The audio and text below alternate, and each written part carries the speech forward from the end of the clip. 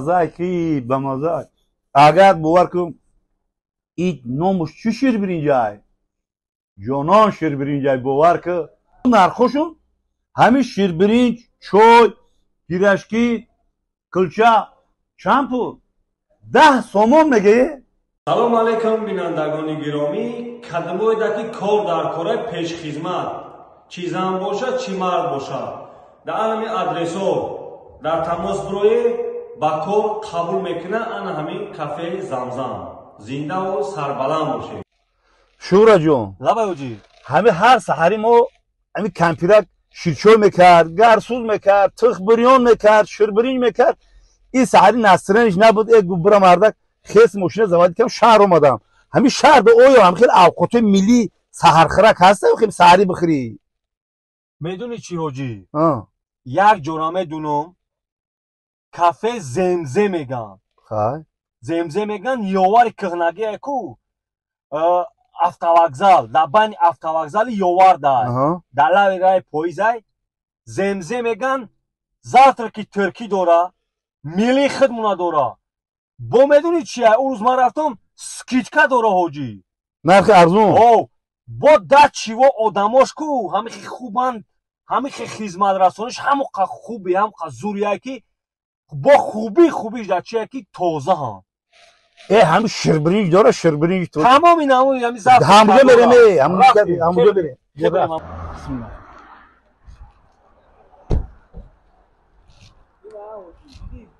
همجا او صدا چیه اوستا یوارای ازده автовокзалай همون راه میگه. این جرای پاییزه در این زمزم اینه میایا تو رفتی میبینه.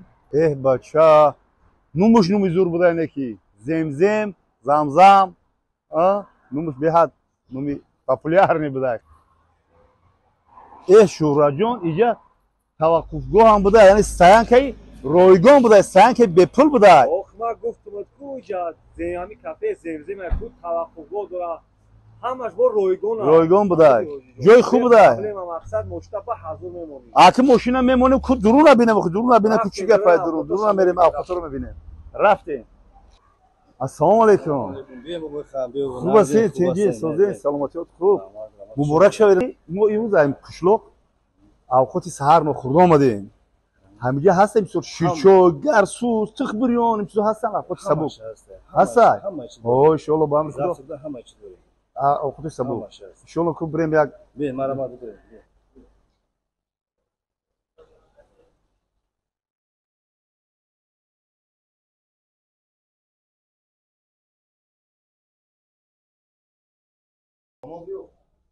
بسم الله الرحمن الرحیم. خب خانه بشینید. علیکم السلام. خب بسم الله الرحمن الرحیم. نهاری خیلی که ببینیم اوقاتی سحری چیه؟ خب گردو یعنی کی گرسوز گردو اوربریون میگیم ما اوربریون میگیم سوز. خب اینجا دسته شیر برینج توجکی با روغنی زرد روغنی مسکه. خب منی کشه همین منی کشه رم که مغز میبینیم که در عسکری بسیار خوردگیم در عسکری بسیار خوردگیم و کردیم جد خیلی که هستش مودا خب نهاری اینجا هسته گردو یعنی که اوربریون گرسوز اینجا ده بوده با تخم بریون میکنیم مثال میخری. خب اینجا ده بوده تخم جوشاندگی تخم اوپاز خلاصه همه چیزایی که سحری ما در همون قشلاق میخوردیم در شهر هم یافت میشده ان شاء الله. دیدی ما دیگه میتونه که قشلاق در کمپیرکا رو غم نتیم تیز زوادی که ماشین بیایم یه ده به تشریف بخوریم. یک چیزی دیگه گفتنی هستم اگر این بچهای همین گیر دیوانه تو همین شهر ده شو سحر خسته میگه که مدا اوربریون یا که من کاشا مثال شیر برینج تخمی اوپاس تخمی بریون باشه با ساسیسکا و کیم چیزا خیلی چیزا هست شما رو زنگ بزنن دستافشون میکنه دستافکا همش هست از ساعت 8 تا 12 شب اوقات سحر روز بهترین باور که بهترین جو بهترین بیاین بچه‌ها بیاین از ساعت 8 تا 10 سر زفتمون تیاره.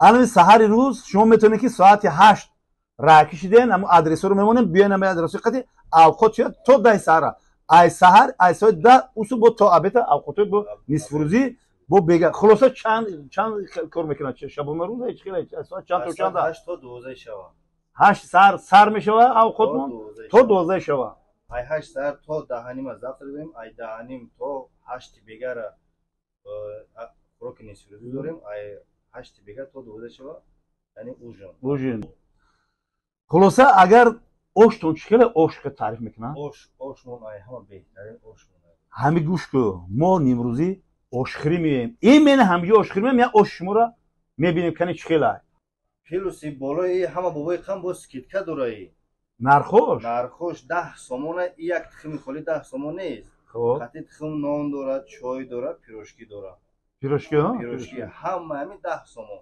беҳтарин ширбиринҷам ҳами хеле як хидиш доха 10 сом нест қати чой дорад нон дорад ана ширинӣ дорад 10 сомон бо ширбиринҷам мисол қати шакар вай мекунанд ҳаст ҳамаш обши комплект 10 сомон хулоса бачаҳо мада маъқул шид иншоалло ба амри худо мехирем бо маззаву лаззатша бо иншоалло ба сами шумо мерасонем беҳтарин ҷо беҳтарин метавонем биёен ҳамҷа завтра кинем метавонем ки мана номерои телефонда гап занем шумода дастсафка мекунам хай бо исиша мебинем ки кане бо чӣ кору боро ҳаст амара медони чӣ биёр амара ширбиринҷ биёр ду татта хим биёр 2 та сосиска як чой лимон чой биёр як килча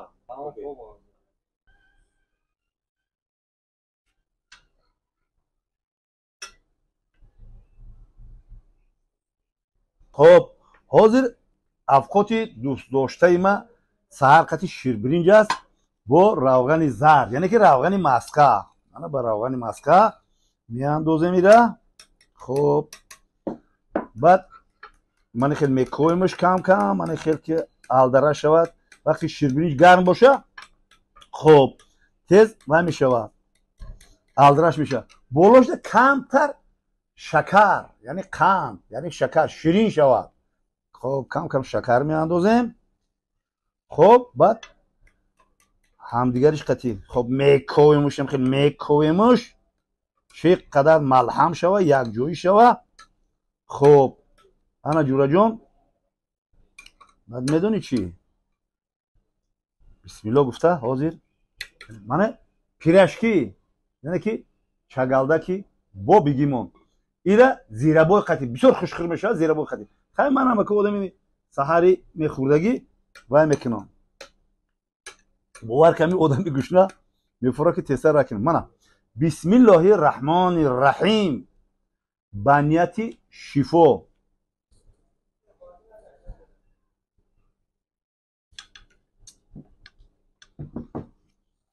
агар бовар кӯ ширбиринҷе ҳасте ки ранги ширбиринҷои раҳмати очаи калунӣ маззаша кӯба як қошиқи дига бигирам хадмат давраи ҳаму ҷавонӣ давраи кӯдакӣ ҳис мекунам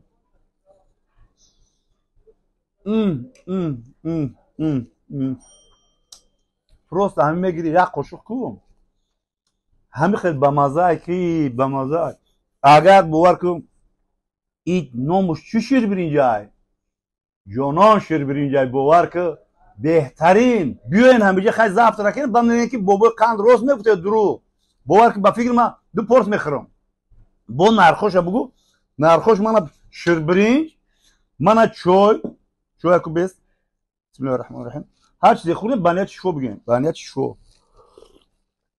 лимончой кулчаҳои кунҷитӣ мана ин чагалдак яъне пирашкиҳо бовар ки роҳат мекунӣ ман ака хӯрдан ман нишон гуфтам вообще дига тезхараки вай мешава ман баҳ аз он майда карда мехӯрам бо нархошон ҳамин ширбиринҷ чой пирашки кулча чанд пул 10 сомон мегӯӣ 10 сомон як кулча агар сахт нараса як ҷода 2 сомон худш кулча пирашки шуст беста бо чои лимончой шуст беста хулоса дал шимерем бо иншоалло суҳбат мекунем